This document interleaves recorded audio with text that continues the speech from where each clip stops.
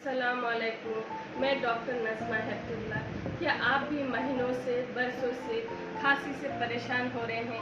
दिन में भी रात में भी, कभी सूखी कभी बलगम वाली खांसी से परेशान हो रहे हैं? ये क्रोनिक कफ हो सकता है, सिर्फ ठंड लगने से नहीं।